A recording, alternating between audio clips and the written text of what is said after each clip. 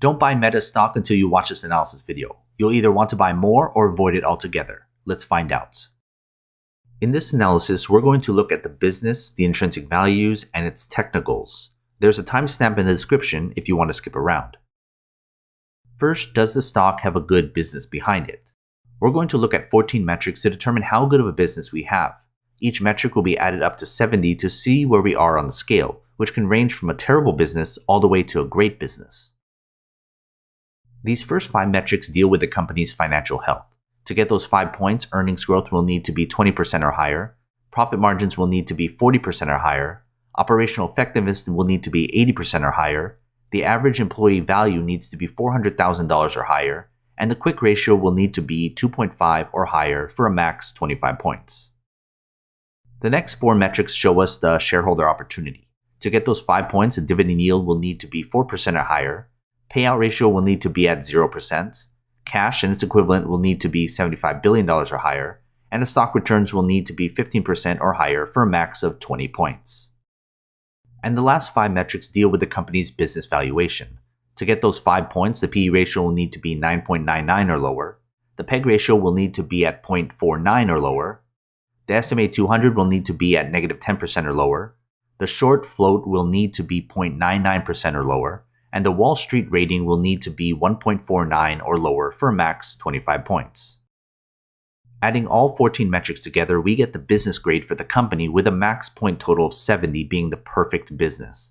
But as long as the total is above 35, we have a good business behind the stock. For long-term investors, I try to avoid stocks with a weak or terrible business, regardless whether it's undervalued or not.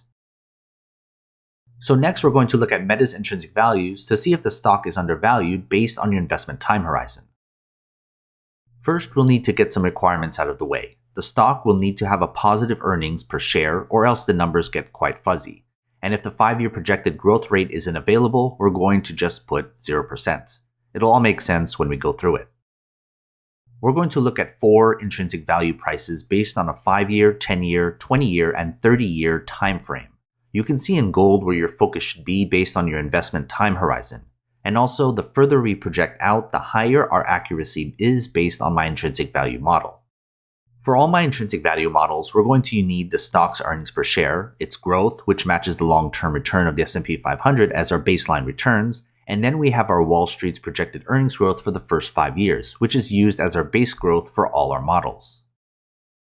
For the stock's 5-year model, I'm assuming earnings continue to match inflation for the rest of its existence, and doing the calculation yields the current intrinsic value, which remember is a valuation for short-term investors, so if you're planning to hold the stock for just a couple years, you'll look at this intrinsic value.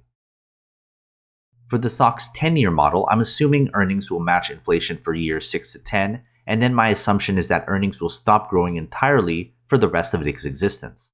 That yields the current intrinsic value, which should be the focus for investors holding for around 10 years.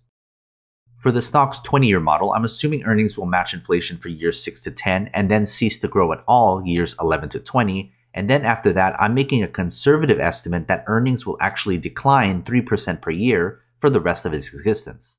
That yields the current intrinsic value, which should be the focus for midlife professionals who have about 20 years left in their investing timeline. And for the stock's 30-year model, same assumptions for the first 30 years, but then after that, I assume earnings will accelerate its decline to 5% per year after that until the end of time, or when the company ceases to exist, whichever comes first. This yields the current intrinsic value for very long-term investors who have a majority of their life to invest. Now, to account for any errors, I included an optional 10% margin of safety, which I personally use. This will lower the intrinsic value by 10% and make the stock 10% more overvalued, but it does mean there's room to maneuver. Here's the adjusted intrinsic values after I include the margin of safety. Note that when I value a company, I use the 10% margin of safety using the 30-year model. Not everyone is going to hold the stock forever, but for however long you're going to own it, you'll know its intrinsic value. Let's go back to the S&P 500's long-term growth. You can adjust this number to whatever you like. Basically, if you want a 10% return per year, that's the intrinsic value. But if you're aiming for a 20% return, for example, you can put 20% and it'll adjust the intrinsic value. You can see here that it makes the stock more overvalued. If you're looking for higher returns, you'll need to pay a lot less, so keep that in mind, but I like to keep it at 10%. Now we can put the points towards the intrinsic value. Remember, for this analysis, I used a 30-year intrinsic value. The points are on a scale from 0 to 100, with 50 being fairly valued, and any total above 50 is considered undervalued. So before we get our final grade, join my Patreon. You'll get access to every company I've analyzed, good for short-term and long-term investors. It's updated all the time. Go to patreon.com/GrowthShares or click on the link in the description.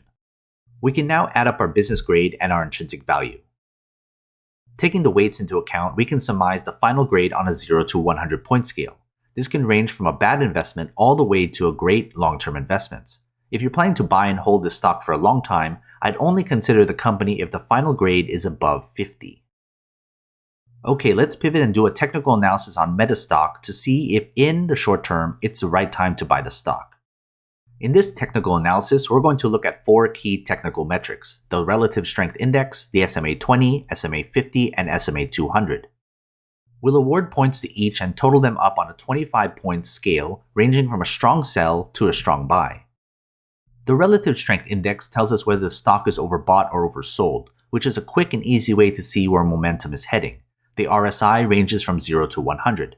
The lower that number, the more likely we'll see that momentum swing back to more traders piling into the stock. For this metric, we award a maximum of 10 points. The SMA 20, 50, and 200 show us the 20-day, 50-day, and 200-day stock price averages. While many look at the stock to be above each average, I'm looking for discounts. The more negative that number, the more undervalued I see its stock right now. Each average is graded differently, with the SMA 20 measuring the short-term trend, the SMA 50 measuring the near-term trend, and the SMA 200 measuring the mid-term trend. For each of these metrics, we award a maximum of 5 points. Adding the points of the RSI and the 3 simple moving averages together, we can compare the final grade with the scale and see where the stock lies in its buy and sell cycle. If the points are within the 11 to 15 range, the stock is in a hold pattern. If we have a total above that, we can see the stock has sufficiently been beaten down, and we're aiming for other investors to start buying up the stock. You now have a pretty good idea whether you should invest in Meta or look elsewhere, regardless if you're investing for 30 days or 30 years. If you found this video helpful, leave a like and subscribe. Invest wisely, and as always, take care of your money.